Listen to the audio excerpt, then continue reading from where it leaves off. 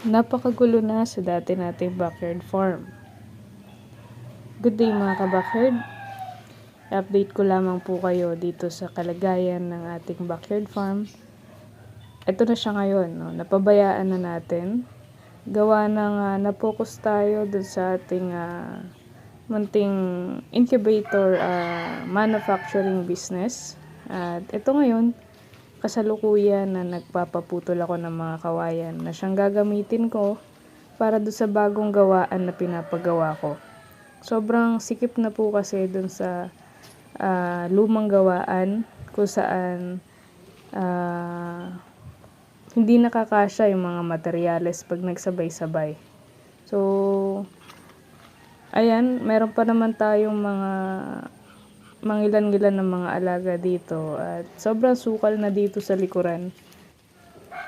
Kawayan na din yung gagamitin ko munang materyales sa ngayon para makatipid-tipid at kahit papaano mabawasan yung mga tanim natin o puno ng kawayan natin dito sa backyard para lumiwaliwanag kahit papaano.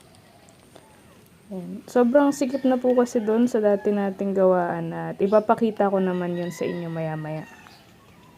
Itong video na to, pagpasensyahan nyo na mga kabakir dahil hindi ko talaga dapat to pang content. Kaso gusto ko lang po kayong i-update kung ano na mga bang kalagayan o ano na nga ba ang kinabibisihan natin sa ngayon.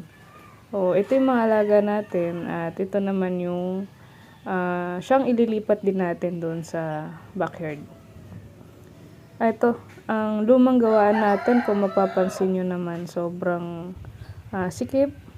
What more kapag imagine nyo na lang po kapag may mga gawa dito na mga nakalatag ng mga plywood, sobrang sikip po. Isang tao lang ang kakasya. Ayan, kailangan lang talagang iayos yung mga cuts, no, para kahit paano makagalaw-galaw pa din. Ayan, kaya naisipan ko po na lumipat at mag-expand ng place ng gawaan natin ng mga incubator. So, ayan yung mga orders sa ngayon. Ang daming mga nakatambak at kung hindi iayos ay talagang masikip po. Isa pang problema dito kapag umuulan, tumutulo na yung mga yero at malakas ang anggi. So, alam naman natin na weakness ng plywood yung moisture. So, kaya yan, kahit medyo magastos ay gusto kong ilipat na to. Itong nasa harap natin yung budget mill na fully automatic na 56 setter at 80 hatcher. So combined to 136 capacity, made of 1/2 plywood na to. With toggle lock na din ang gamit natin para mas matibay at hindi madaling mabuksan. Lalo na pag may mga bata, no? Ayan. Papakita ko sa inyo. Unlike sa ibang incubator na same capacity nitong atin, yung atin is spacious, no? Mas malaki yung ating unit kumpara sa iba na talagang kung mapapansin ninyo pinagkasya na lang yung mga materyales sa loob. Ito, kinonsider pa din yung airflow at yung init ng bumbilya kung sakaling tumama sa itlog ay hindi masisira. So, hindi siya tinipid unlike sa iba. Mapapansin naman ninyo, no? Ayan po yung mga ready to ship na. By tomorrow, ito mga to, papaship na natin. Ayan. Gusto ko lamang po kayong i-update kasi mga ilang buwan na din na nakakalipas simula nung last na pag-upload natin. Ito naman yung 50 to 60 capacity. Alam ko na alam nyo na to. Pakita ko lamang po sa inyo. Ayan. 50 to 60 capacity, manual to, semi-automatic. So, automatic na yung kanyang temperature.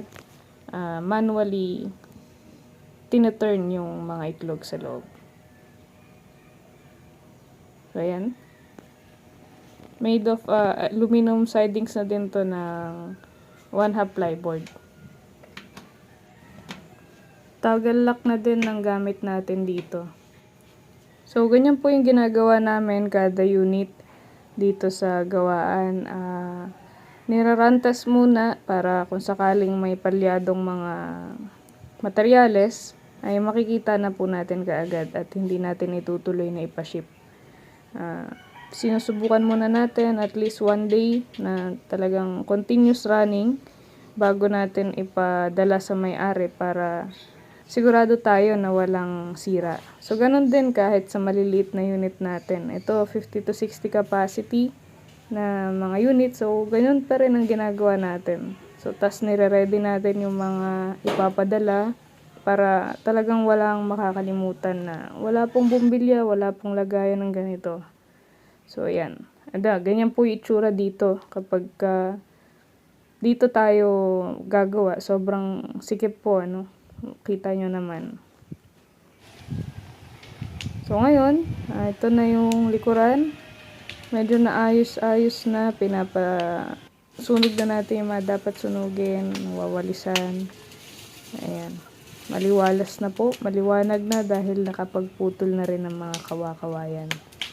So, yan. Unlike kanina, sobrang sukal. Halos hindi mo makita yung lupa sa dami ng kalat. So, yan. Pinapasunog ko na lang yung mga ibang kahoy at ibang mga kalat. Dito naman sa amin, hindi naman bawal ang magsunog. Basta, babantayan lang. Malayo naman po kami sa mga kabahayan. Ayan, malinis na. Dito naman sa side na to, continuous pa din ang paglilinis. Ayan, yung tagalinis natin.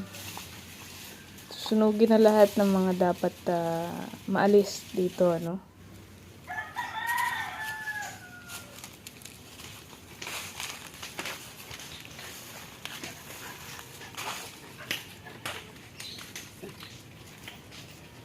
Ito yung mga alaga natin dito. Kahit pa paano may mga natira pa rin naman.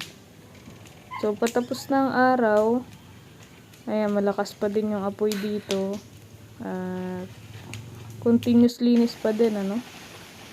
Ayan, ready na tayo ng tubig in case na kumalat yung apoy para ma-prevent na natin. So, sa mga matagal na dito sa channel natin at matagal na sumusubaybay, alam naman po ninyo kung anong itsura ng backyard farm natin dati. Sobrang daming alaga dito. At maayos, no? So, sa ngayon, aminado naman ako na talagang napabayaan natin. Pero, isa lang sana ay ma-improve ko to at mapagpatuloy kung ano yung nasimulan natin dati. So, eto na yung bago nating production area. Mas maliwalas, mas komportable yung mga gumagawa, maluwag. At the same time, no, kahit na ito ay gawa lamang sa kawayan, ang pinaka-importante naman sa lahat hindi tayo nababasa tuwing umuulan. Komportable yung mga manggagawa natin dito, no, sa fabrication area natin. So, ayan.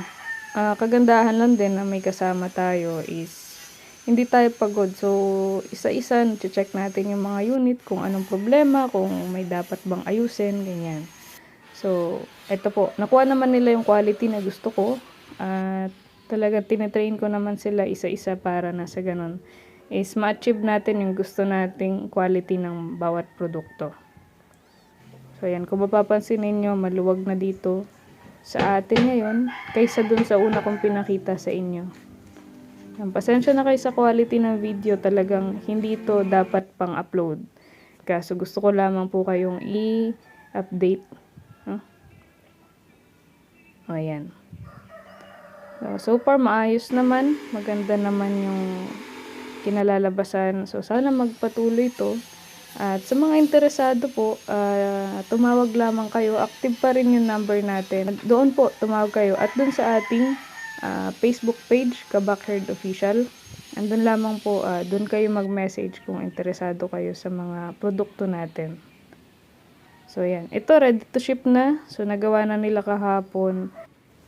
So, ito po yung nakita kong kagandahan na kapag hindi tayo yung gumagawa.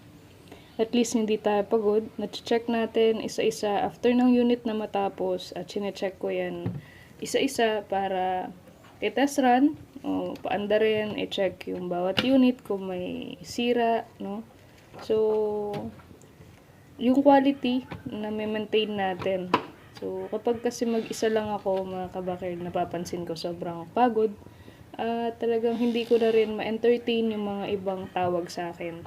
So, sa ganito na may kasama tayo, at least kahit papano nalilesen yung trabaho natin at talaga natututukan pa natin yung ating mga produkto.